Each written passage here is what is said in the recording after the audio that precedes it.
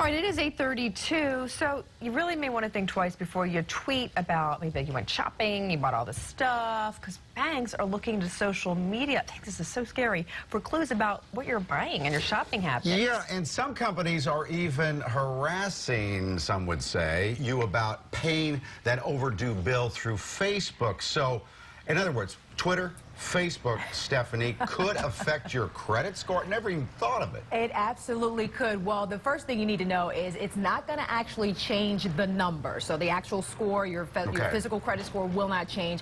But lenders are using your social media habits to determine your credit worthiness. So they are taking those things into consideration when they're making their decisions on whether or not to loan you money. Well, then how can I prevent this? Because I do see people on Twitter, oh, I'm going into H&M. I just dropped $300 on some shirts. Yes, that is the thing. Do not broadcast those shopping sprees. Oh, my God, just maxed out the credit card. Hey, it was a good day. You know, retail therapy.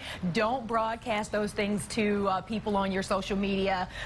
Don't even things about your personal life, because some lenders are taking into account if you've just announced a divorce or things like that. You may be more of a credit risk with that. So a lot of those things about your personal life, don't speak negatively about lenders on your Facebook page or your Twitter. Say, hey, you know, thanks a lot, you know, Citibank for turning me down or something like that, because other lenders will see that, and, you know, they don't want that type of negative PR either. So you might ding yourself in that way as well.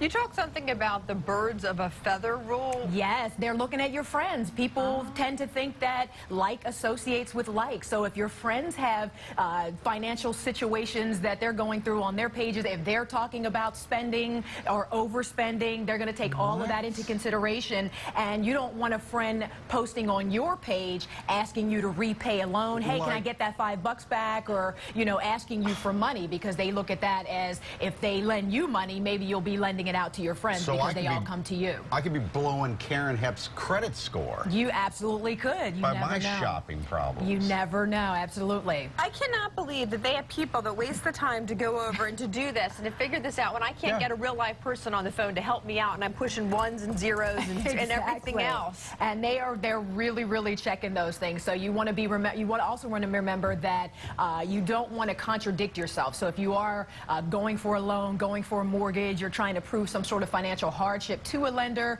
but then you have pictures from your latest vacation on your Facebook page, that's a little bit contradictory, and that's especially true for small businesses, anybody trying to get a small business loan. Stephanie, thank you. You're welcome. By the way, Anytime. your skin is beautiful today. You look very I have that glow. Yeah, you have the glow. Thanks, Steph. Thanks, Stephanie.